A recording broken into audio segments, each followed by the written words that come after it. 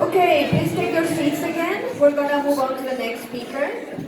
Our next speaker comes from Central Washington University and is Drew Wilson, and I'm just gonna let him tell you the title of his talk.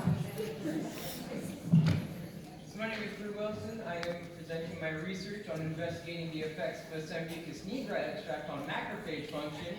I'm a student at Central Washington University, and my research professor is Dr. Gabrielle Stryker. Sambucus nigra is better known for its popular name, the elderberry tree, hence the subtle Monty Python reference as a tagline. So the elderberry grows widespread throughout the United States and plenty of other places in the globe. Here we can see some of the flowers and berries that are actually made into extracts. These extracts are commercially available and branded as immune supplements, which are rising in popularity. I can see why people would want to buy immune supplements. I mean, who doesn't want to bolster their immune system? Don't get sick as much, and when you do, you recover quicker. But research is kind of up in the air about whether or not these elderberry extracts do what they claim. Research actually suggests that the flavonoids present within the elderberry extracts have immunosuppressant abilities, though it's inconsistent about whether or not there are biologically relevant concentrations of these compounds within the elderberry extracts. So how I was going to test its effects on the immune system was on a particular cell of the immune system, the macrophage. We use J774 macrophages, which are pretty analogous to human macrophages, and we detected two of their abilities to act in the immune system, one being their ability to phagocytose pathogens. So phagocytosis is the process of engulfing, in this instance, bacteria. Upon engulfment, the bacteria are eventually degraded, and then a small portion of them are presented to other immune cells that may do other functions of the immune system. For this, an in-house flow cytometry phagocytosis assay was utilized to detect phagocytic activity, designed by previous research students in our lab. The other way we're going to detect their ability to, the elderberry extract's ability to impact macrophage function was the ability for the macrophage to produce nitric oxide, which can kill pathogens via oxidative burst. The nitric oxide production was assessed via the addition of LPS, or lipopolysaccharide. Lipopolysaccharide is a component on the outer membrane of bacteria that induces an immune response. The elderberry extracts were demonstrated to have antioxidant activities at high concentrations too, and shown here is the reaction for the conversion of arginine into L-citrulline by the enzyme nitric oxide synthase 2. In the process, it does release a nitric oxide radical, which is known as a reactive oxygen species because it can be incredibly damaging to anything that it comes into contact with. So I've talked about my cultures and extract sources. We use J774A1 murine or mouse continuous cell line macrophages obtained from ATCC and maintained under recommended conditions. The GFP coli used in the phagocytosis assay was obtained from Biorad and maintained in loribroth with arabinose and ampicillin. The arabinose is a sugar required for the expression of GFP, or green fluorescent protein, shown here, where when light at a particular wavelength is shown at it, it will fluoresce. The ampicillin was also added to ensure that when we were growing our colonies, it was only GFP coli that was being grown. The elderberry extract was purchased off the shelves of Fred Meyer. It's Quantum Health brand elderberry liquid extract, and it was syringe filtered prior to use. It was a 30% alcohol solution in distilled water, which necessitated the use of a 30% ethanol control. I'll talk about the phagocytosis assay. So for this, E. coli was incubated for 16 hours prior to addition, and the macrophages were incubated for 24 hours in varying concentrations of elderberry extract. After which E. coli was added to them and allowed to incubate for 20 minutes at physiological temperature. The samples were then prepared for flow cytometry analysis. And here we have fluorescent microscopy of a J774 macrophage actually phagocytosing of fluorescent E. coli. So in theory, immediately after phagocytosis, the macrophage itself might fluoresce. In order to detect this, we use flow cytometry. So how flow cytometry works is that it takes a sample, takes the cells from the sample and just brings them down single file in a stream to pass through a light. As the cells pass through that light, it scatters it forwards and sideways, and how much it does gives you some clues about the characteristics of the cells. It also tells you whether or not the cells fluoresce at that given wavelength. So for this, we use FlowJo software to determine the percent of macrophages that were fluorescing due to the phagocytosis of GFG E. coli. Here we see two graphs. The one on the left was used to select just for macrophages. So it's a density plot of cells that, as it passed through the light, would scatter light forward and sideways. The forward scatter indicates how big the cell is in comparison to the other cells in the sample. And the side scatter indicates how internally complex it is. So a cell like a macrophage, which is going to be far bigger and far more internally complex because it has those membrane-bound organelles, will be significantly different on this density plot than, say, the bacteria. So if we were to only gauge for cells that had the forward scatter and the side scatter of the macrophage standard, we would only be counting the fluorescence data for the macrophages. On the right, you can see a histogram of fluorescence intensity, and in this example, you see two peaks. The peak on the left, peak A, represents macrophages that are fluorescing as a normal macrophage would, so not very much. But peak B represents macrophages that are fluorescing, and these aren't fluorescing out for no reason. They're fluorescing because of the green fluorescent protein in the bacteria that they phagocytosed. So here are two examples of the elderberry extract results I had. One was the histogram of fluorescence intensity for the least concentrated solution, and one for the most. You can see there's a pretty big difference. FlowJo software determined that about 65% of the least concentrated elderberry extract macrophages phagocytose, whereas around 34% phagocytose in the highest concentration. You put all these together and you see an interesting couple things. But mostly though, it was significantly inhibited at the highest concentration tested.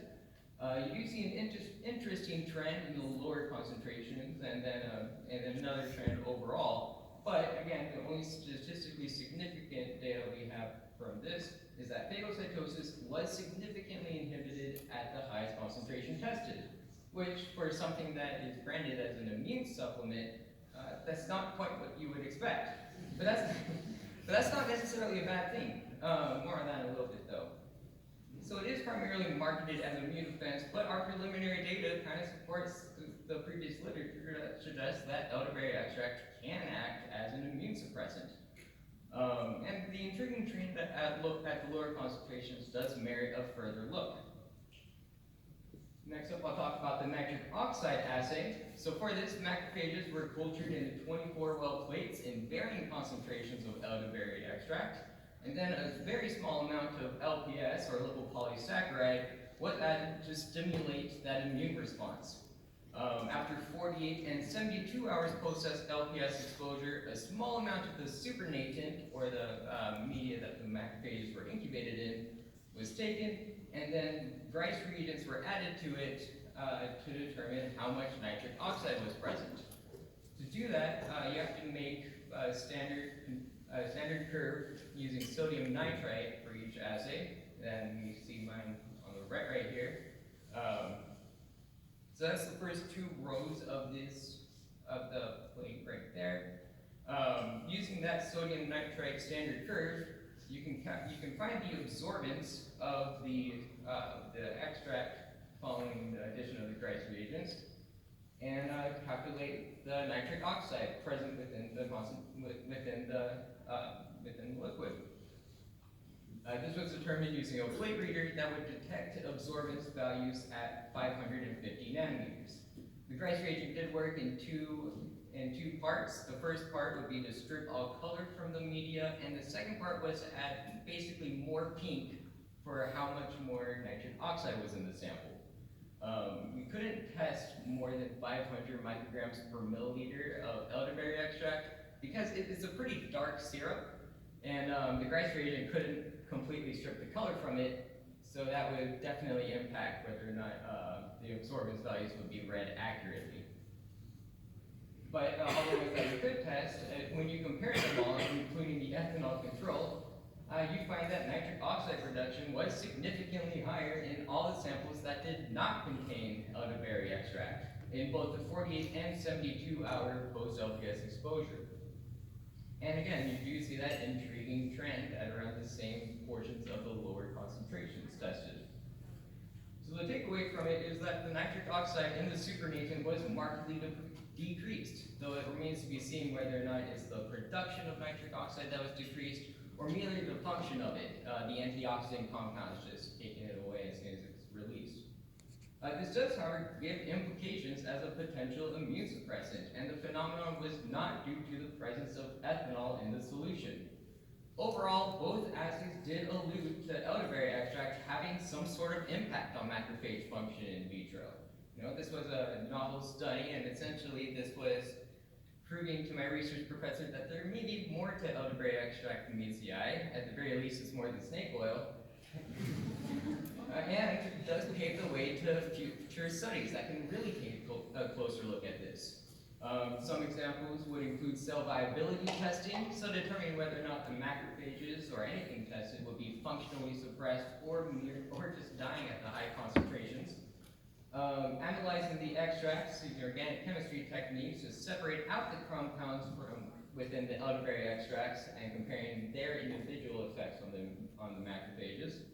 And you can even compare locally prepared versus commercially prepared elderberry extracts. Going back to the first slide, it is grown widely throughout the United States.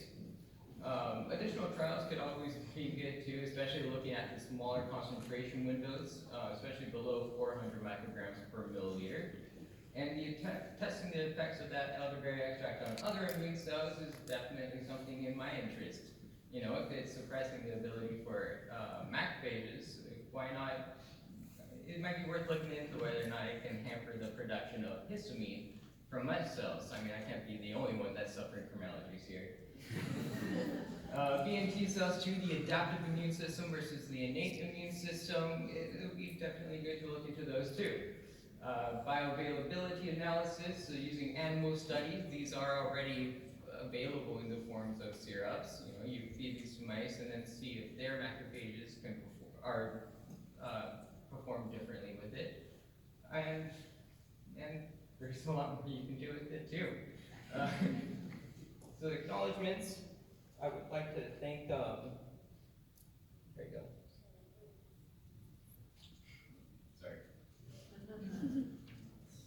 Acknowledgements, I would like to thank the Murdock Foundation and the CAP Foundation for supplying the flow cytometry unit used for the phagocytosis assay.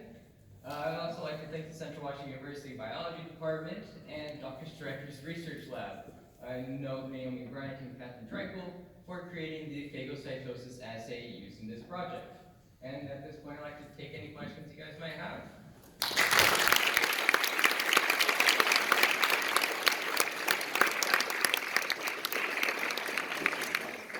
Once again, let's take a minute for people to talk to each other to come up with questions. And as people have questions, please approach the microphone in the center of the room. And please, Christopher, the last speaker of this session, before the break, please come forward.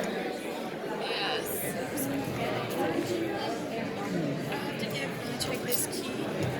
Yeah, it's in like a switcheroo. SWAT helper. And then we gotta get all our stuff out. It would be for by 11, and but it's 10:16. So maybe once you swap the keys, get all our stuff, throw it in the van, and then go. waffles and nice. We said we have to be back by what? 20. Probably by 12. Just gotta be back by 12. Okay, let's let's have a couple questions before moving on to the last speaker before break. Quiet down, everyone. Thank you.